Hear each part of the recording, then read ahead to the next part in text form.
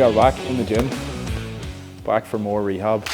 I suppose I'll just give a rundown, a lowdown of the last number of months. It's been a while. Yeah, obviously the whole back problem occurred towards the end of the club season. I was playing a club match, I got a knee into the back and woke up the next day and I just had this like deep ache in my back for like the next 3-4 days. Kind of knew deep down that it was more than just a sore back, so I ended up getting the scan and it came back a stress fracture in my back. So, and that leads me on to what I'm dealing with now, which is I had the proximal hamstring tendinopathy for the last, so since I came back from the groin.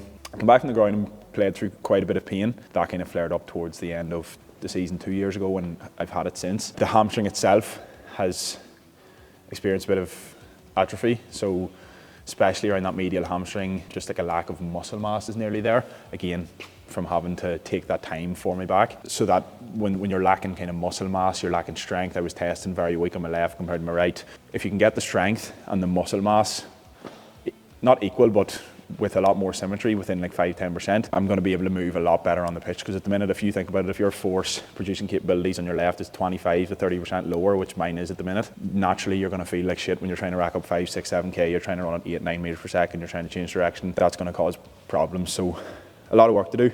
That's what I'm going to kind of go into now. I think I've explained most of what's going on there. So the big focus for me now is really going after that left side.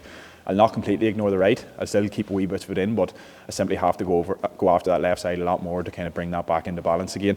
While managing pitch loads to an extent, I just have to be careful and I have to probably hold back a small bit in terms of how much I'm going after there, so that the tendon can actually get the stimulus, but also not be pissed off along that journey as well. So that's what we're going to go into. So let's go. Before we get into it, gathered up quite a few items in the old gym bag over the last number of months. Used to bash the old foam roller, but you can actually get quite a lot of use out of that.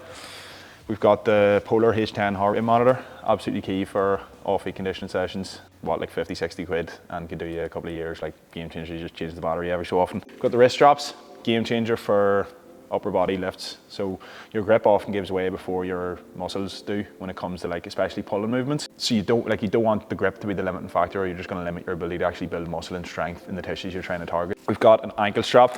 This one has been unreal. I've been starting to use like the cable machine for lateral hip strength, for hip flexion strength, working all around the hips, hamstring exercises as well. Really useful for that. I've actually got ankle weights as well. Again, I'll show you what I'm doing with them. Mini bands, again, just key for certain exercises. Calf strength's a big one. So a lot of people train calves again in the same range of motion all the time, but a lot of the gains when it comes to calf strength comes when you're in deep dorsiflexion. Past that point of like parallel, I suppose, like down in these deeper ranges is really where your calf's under the most stretch and you're going to get the most bang for buck when it comes to strength work. These are also good for like deep squats. If you're someone who struggles with angle range of motion, you can use these just to, again, put yourself in a bit more dorsiflexion, allow you to shift your center mass forward and get deeper into that squat. So you can load this part of the calf a lot heavier than you can load the top part of the calf. So if you're always working through full range of motion, you're actually going to limit the strength you can build down in deeper ranges of motion, which is what you're going to experience when you're running.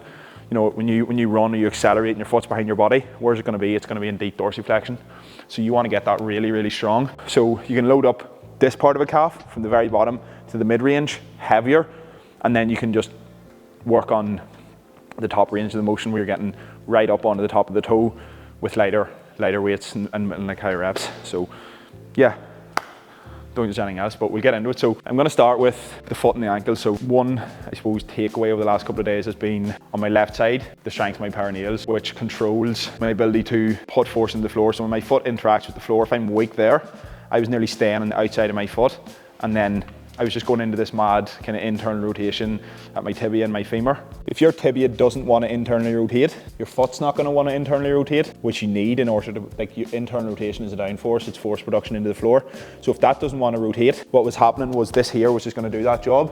Internal rotation, massive load through the proximal tendon. You think of that every single step, that's an issue. So on my right side, you've got this lovely elastic response, internal rotation at the tibia into the foot. Femur doesn't need to dump massively into internal rotation, and I can propel back or forward into the space a lot more efficiently. So a lot does happen from the ground up. That's one thing that we're working on. There's still so much more, like eccentric calf strength, things like that. That was a bit of a deficit for me as well, was left side just force production as well. So I'd be going after different things like overcoming seated bent knee calf pushes, You can like set that up in a bar. I think I've shown that before.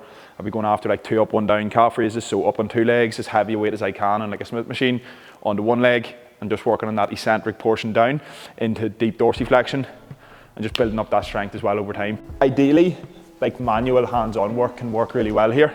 And again, this isn't something that, you know, all athletes should be going and doing straight away. Like not everyone needs to be maybe doing, like it is quite a specific one. Bring the band up. I can feel that work on my perineals there now, really, really hard. I'm just gonna let that work for an isometric. Oh, that burn. I actually feel like my calf's gonna cramp out there. Hold that for 30 seconds, and the more I can build up that eccentric strength of the perineals, the more I'll be able to control that force when I hit the floor. And that will have a positive impact, I suppose, on the proximal hamstring tendon. So again, it's not one of those things that's gonna fix my problem, but it might help to offload the area a wee bit while I also work on the proximal hamstring tendon. So if you had someone with you, you could bring yourself up into that position, and then they're pushing you down and you're trying to resist that force. You're working eccentrically. Nice and long. Come down, then I'm coming up. I'm trying to keep my legs straight. I'm trying to come out, point the toes a bit. I'm trying not to like curl the toes up. I'm holding that, so that's working the perineals, which is like right up here.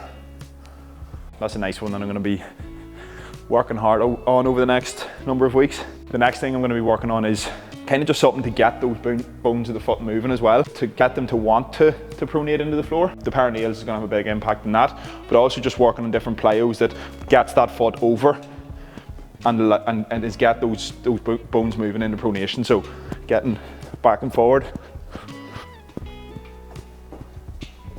and trying to actually get over to that side as much as I can. Like for me, a big one is feel. Like a lot of the tests that I got didn't really tell me a massive amount that I didn't already feel. So when I jump my left or I jump side to side, feels less stable, feels less strong, feels less elastic, whereas my right definitely feels a lot better. And then the other one is that we can do so much pogos and straight lines up and down, you know, forwards and backwards, but we probably don't do enough. Like when you think of GAA, it's an agile sport, it's changing direction, it's taking players on, it's planting outside your centre of mass, it's redirecting force from here to there. So it's key that we're actually training our foot and our ankle in different planes of motion, side to side, back and forward, like single leg, like really getting across, to build that kind of strength and elasticity in those different directions. So yeah, and again, not something that you should just go and hammer straight away. Like you need to bridge the gap. Like if you struggle already with a double leg side to side, the last thing you should be doing is going straight into single leg side to side. Like you earn the right to get there. You bridge the gap with your different plyometrics. The next one is like different hop variations, again, moving forward, but challenging my ability to get that foot across and get that foot kind of pronating into the floor. So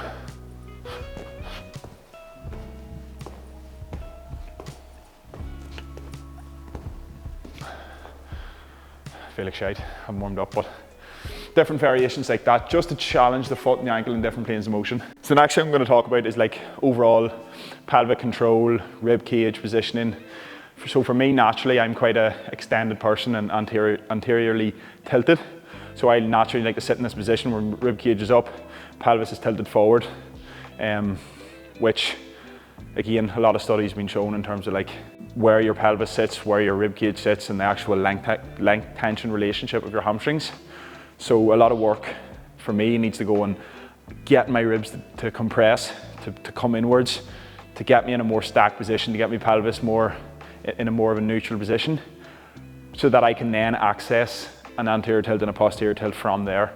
So we don't want to be thinking of different positions as bad. It's more so when we're stuck in certain positions, it can be harder then to actually fully access other positions. So for me, a big one is that rib cage control, which is a lot of breath work, which I'm going to go into now. So a simple one is like pelvic tilts. And again, a huge thing that I harp on about is you can do all the pelvic tilts in the world, the pelvic shifting, but it's more about how you're actually doing them. So when you're doing a pelvic tilt, you're also trying to think about your rib cage, your neck, your head, like what's actually going on, because it all is linked. So when you tilt the pelvis forward, your ribs are naturally going to rise. You want to get a breath of air in to kind of fill that space and expand. Your chin naturally will tuck down, And then you're doing a big exhale, and I'm trying to compress and close this front space, really close, get the obliques on, get the rib cage down, and tilt the pelvis posteriorly. So you're getting that nice stack position. So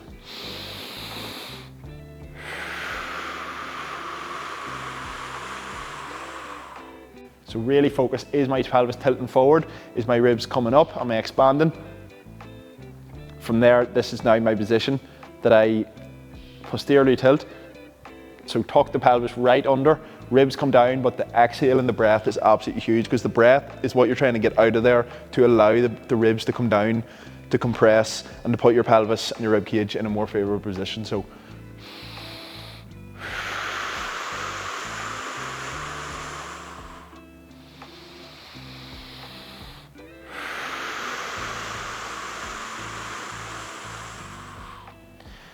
straight away I can feel my obliques coming on, my rib cage closing, my abs engaging. Now if I was to just do that going through the motions and just, where like a lot of athletes do, they're just doing this, like you're not changing anything. Nothing is going to change here in terms of how you move unless you bring intention to that. And that's one thing I actually have done massive work on over the last number of years. And a big bit of feedback that I got was that I have good hips now, which is a huge win. So pelvic tilts, and then pelvic shifts is also another one that we want to consistently be doing. So I've shown this one before. Your pelvis needs to be able to shift side to side. Okay, when you run, that's the motion that it needs to be able to do. And if your pelvis isn't able to shift, other areas are going to take up the load, like your lower back. Again, as one femur shifts down into the socket, the other one shifts up. And I'm trying not to come away up, or I'm arch my back, I'm keeping in a neutral position, and I'm shifting in and out, nice and slow. If you can nail both of them exercises consistently and do them to a really high level, that alone is going to have your hips feeling a lot better. We will go into a bit of pelvic control, more specific pelvic control. So for me, again, when I talk about that extended position, I talk about the pelvis being a bit more forward tilted. That's nearly like a constant tension on my proximal hamstring. So again, more work on that pelvic control. Can I control my ability to go into an anterior tilt? Lengthened position, lengthened hamstring, lengthened proximal tendon, but also control that back out and posteriorly tilt the pelvis, tuck it right under, get that glute engagement. So tilt and then right under. So this is a new one that I'm going to be working on. It's going to be up against the rack. So nice bent knee position. Again, you've all probably done a lot of hinging before.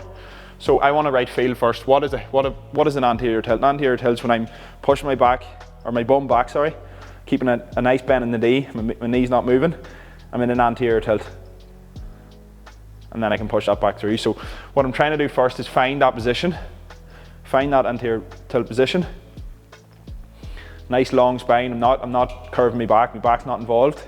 From here then, I'm trying to tuck the pelvis under and get that control of my pelvis. So tucking it under, finding that glute, and now I'm pushing through the floor from here. And then I'm controlling it back out. Anterior tilt, length. From there I'm trying to tuck. Glutes working really hard, trying to work on that pelvic control. Pushing through the floor. And then I'm controlling it back out. So I'm teaching the pelvis to actually find different positions while in this hinge position. Tucking right under.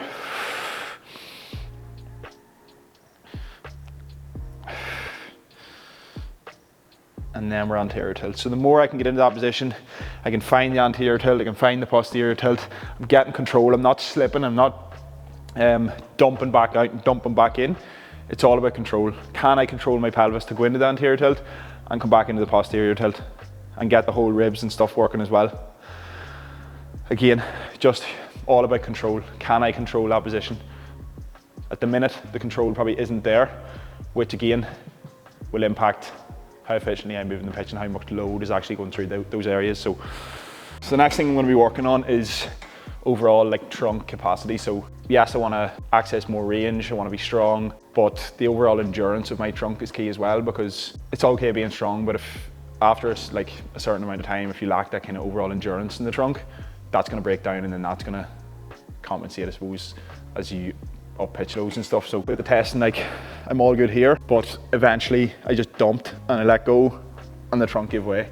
So I'm just going to try and build up more time and capacity and do longer isometric holds in these positions. So starting with like a 5 kg, coming back quite far and just holding this, and I'll probably try and do like sets of 60 seconds. Even that like vibration is like a sign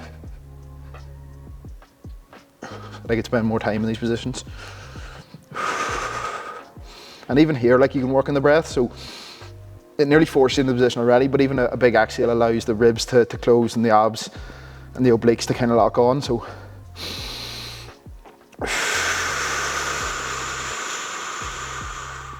obliques are on.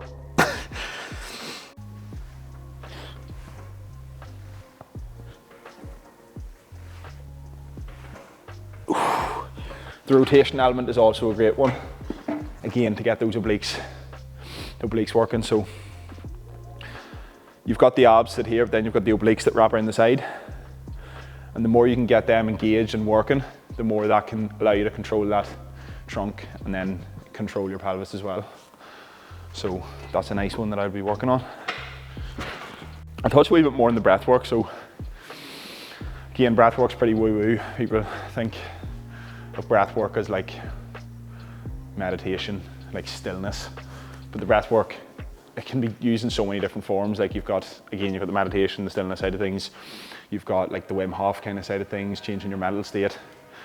You've got like nasal breathing, which is more favorable obviously than mouth breathing for different reasons. You've got like sleeping with mouth tape, all those different things. But then you've got the breath in terms of how it actually changes function, especially around this area here. Like if you're constant, like one test I did the other day was like breathing in through my nose and seeing, does my hand rise more than my stomach, or does my stomach rise more than my hand? So it kind of shows me where my breath's actually going. So a lot of people breathe and they're just constant chest expansion, which is nearly like a nervous system thing more. So my focus is like trying to get more of belly breathing, and then using that exhale to again close the front ribs, get my pelvis in a more favorable position, get the obliques working and stronger, which we can do with like dead bug style exercises. You can even just practice it even sitting here. So my first inhale, I'm trying to like expand from the belly first, and then it kind of filters up to the rib cage.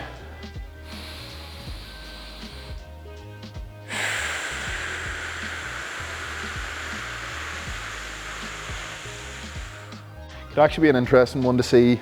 So you see like this natural position, which is like a bit of rib flare, abs aren't really engaged, and then you can just watch and see how things change as I use the breath to kind of influence this. So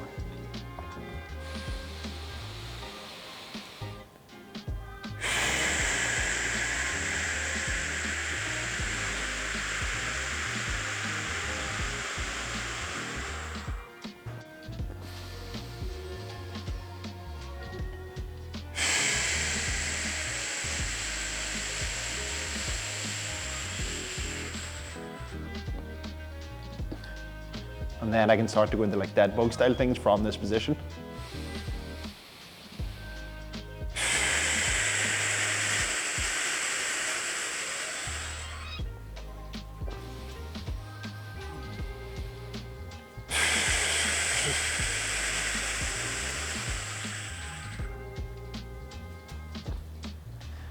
So like from there, once I get that position locked in and get my obliques locked on, my core working hard, then when I'm in that dead bug position, I can start to work on controlling that leg while I'm in that position.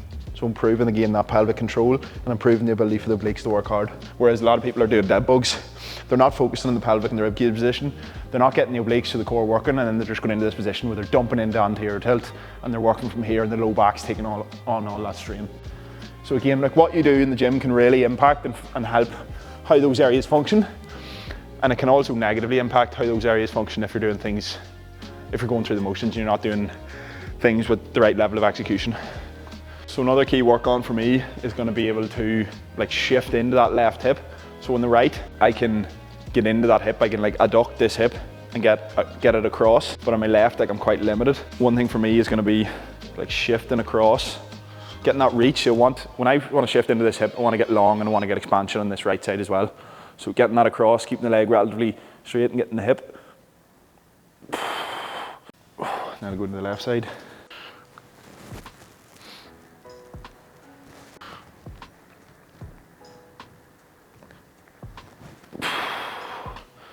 And again, the more range I can access again, the more efficiently I can move and the more I can share load around the body. Another nice one is like a curtsy lunge, but just really exaggerating the step, getting right across and keeping this big toe on the ground so I can really get length into this left hip. And even feels nasty. The key thing when you do these kind of exercises like the curtsy is not letting this, so if I just let this foot dump off the floor and roll out, straight away I kind of lose that tension in that left hip. So big toe stays planted, get right across. Like, can even get length there again. Just a lovely deep stretch in that outside hip. So the next one for me, and a big work on for me, obviously the perineals at the ankle and stuff's going to be huge. How am I fucking opening this? But the other one is lateral hip strength. So you can do all the banded, you know, clamshells and stuff you want, but really there's not enough load there to properly get that lateral hip stronger. I'm trying to bring this into hip extension, which kind of takes the quad out of it, because from here the quad's doing most of the work. Take it into hip extension. I'm trying to rise up, but I will be getting heavier ones than these. I'm trying to bring it through the full range of motion, so down to the floor and right up to the top.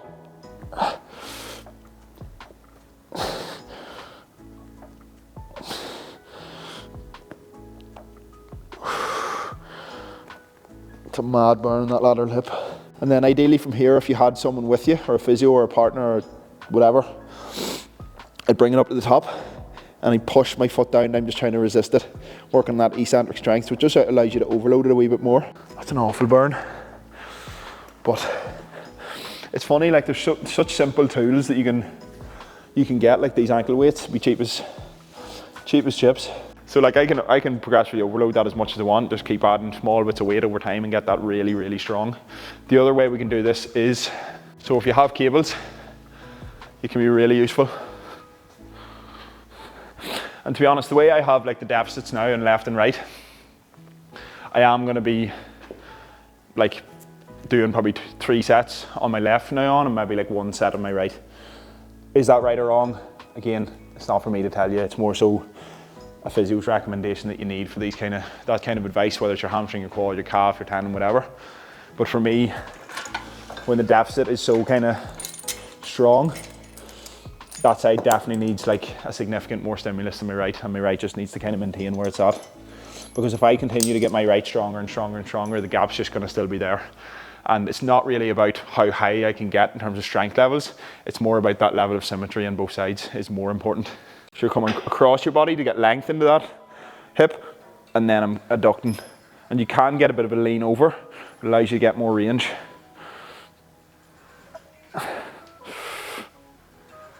Trying to keep the legs straight and keep this foot planted onto the floor.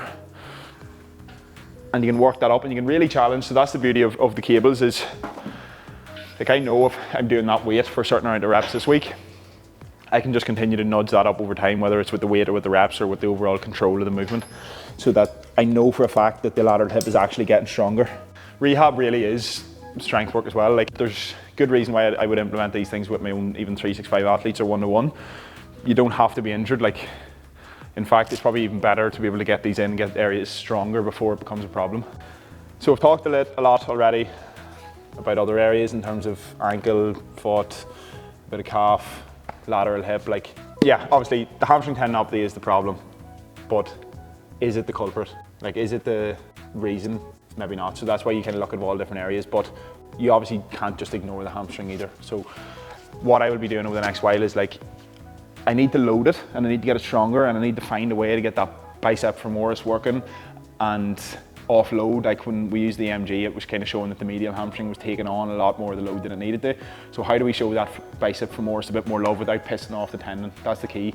And that's a big challenge. It's probably the biggest challenge I've had in terms of like a tendinopathy. Like it's fairly straightforward with your patellar tendon, like you need to load your quad. It's fairly straightforward with your Achilles, like you need to load your calf. It's a lot more tricky, I find, with the proximal tendon, because the way that tendon attaches onto the ischial tuberosity and the way you have like 3 different muscles in your hamstring, you could spend months targeting, like just doing normal hamstring exercises, but you're not actually loading the right part of the hamstring that is needing that kind of love. So for me, and what we were trying to figure out was how do we load it without pissing it off, but also targeting the right parts of the hamstring. So this one is a big one. Again, we're going to be incorporating, biggest focus here is before we load the hamstring, before we come up into the bridge, we need to get the pelvis and the rib cage into the right position first. So that's where we're focused on the breath. So into the position first, then we're tucking the pelvis under and we're coming into that bridge. We're trying to get right to the top. Okay, so we're trying to load that hamstring.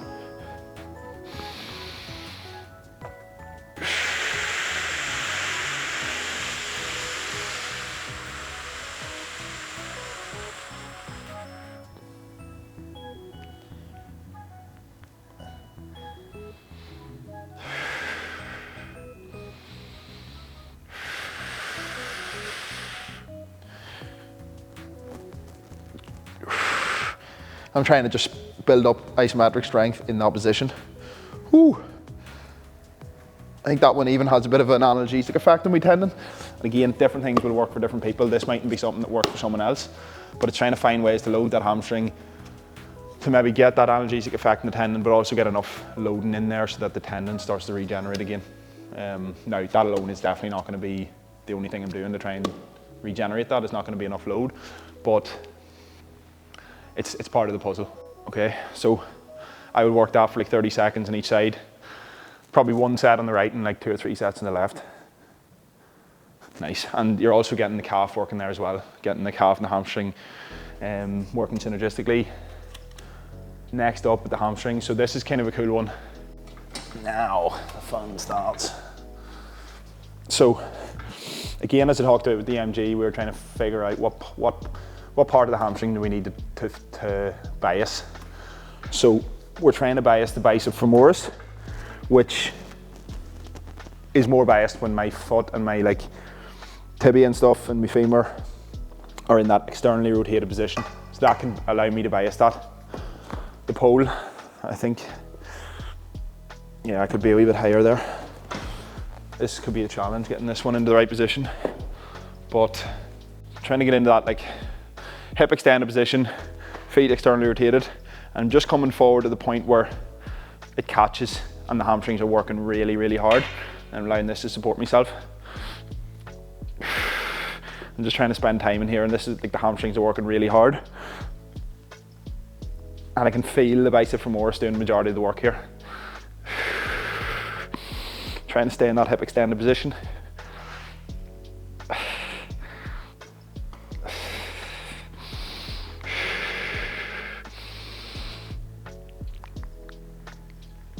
Oh.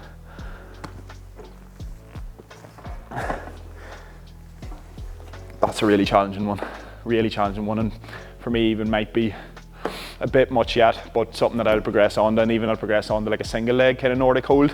Again, I'm not going right down into it. I'm finding that position where the hamstrings are really working hard, and I'm trying to hold an isometric in that position with the pole supporting me, and I'll just slowly like reduce resistance over time with the pole and stuff like that. I'm going to show you another one too that I've been using, which has been a really good one, and I will also be using to try and put more of a focus on the bicep femoris. So I'm going to be coming up into this position. If you think about it, my foot's having to work to turn out against this band. And I could probably use an even stronger band than that, but it could be a good starting point. So coming up, I get on the outside. I'm holding that as high as I can get my hips. I'm just trying to hold that for like 45 to 60 seconds.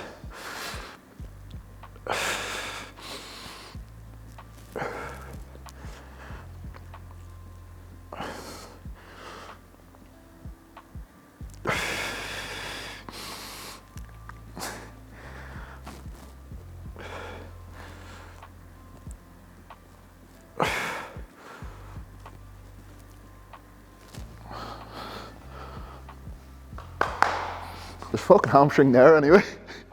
Just isn't doing anything, is it? Do your job, man. Whew. So we'll finish it up there. I'll just hold this as I talk and see can I do it.